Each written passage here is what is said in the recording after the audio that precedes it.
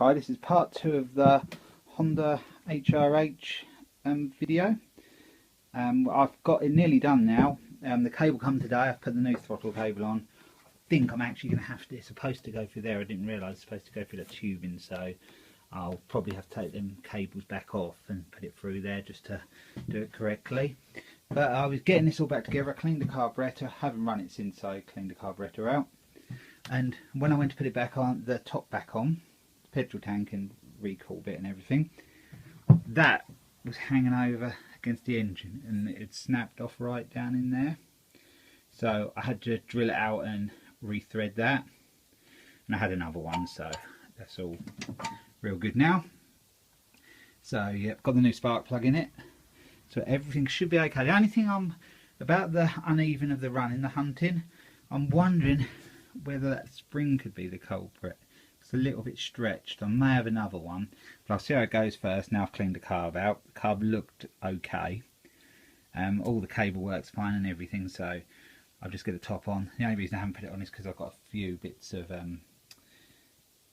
metal pieces from when I drilled it out, and I just wanted to blow that out with the airline, but it's a bit late now to start the compressor up, so I'll do that tomorrow and get that back together, and I think I can nearly say that one's done then.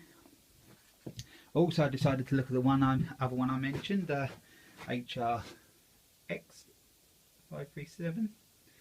I cleaned the carburettor out on that, but when I went to get it, the person I bought it off said try and start it. Well, I did, and I broke the pull cord because the compression was just, it was like kicking back really bad, and the pull cord broke. So I said, don't worry about it, I'll just take it. But I thought, I tried it and it's really hard to pull. So, you know, after I'd done the carburettor, because the problem was the bore got filled up with fuel. Well, I found out the reason in the end. I took the cam cover off, and one of the guides, the exhaust valve guide had come out, and so it wasn't, the spring couldn't push down at all, and the valve couldn't come out, so it wasn't releasing the fuel. It was just getting stuck in the bore. So I've done that now. I'll show you actually what had happened. I don't know, it must have popped out. One of these here, there, you can see a little crack in that one, and it's a bit bent up.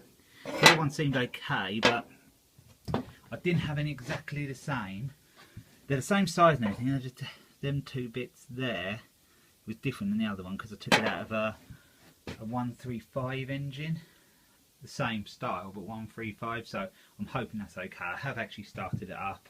It seems to run okay. There's a bit of a shake on the mower when it's running, like a vibration at the back near the flap. I think that's something to do with the wheel or something. I think I don't think the crank is bent or anything, because the blade wasn't running at the time, so I think that's probably okay.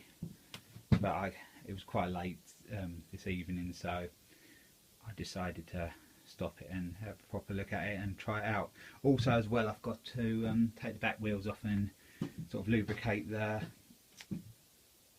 cogs, because they're very dry. So I think someone's probably hosed it down and left it outside, and they've sort of rusted up a bit. So I'll do that, and it needs an air filter in it as well. But I think that fingers crossed, that one's almost done as well. So I'm getting on okay. I'm pleased with this one. It's just the running side of it. If that runs okay, that's done. And this one actually, when I cleaned the carb out, when I've had that running tonight, it did run really smoothly and that, so that should be okay. If everything else works okay. But if it's got a little vibration, I'm not too bothered. I'll just leave it. That'll be fine, because I can use it like that. So yep, that's where I'm at really. Just thought I'd do this second part. I will probably do a third part on here when I get these outside. Wait for the ground to dry out a bit, and I'll start them both up. And my grass is a little bit long, even though it's January. I'll give it a trim. So I'll try these two out then, and if that'll be a big hassle off my hands, these two, because they've been kicking around here a long time. Well, that one has, and that one's just in the way now. So that's where we're at.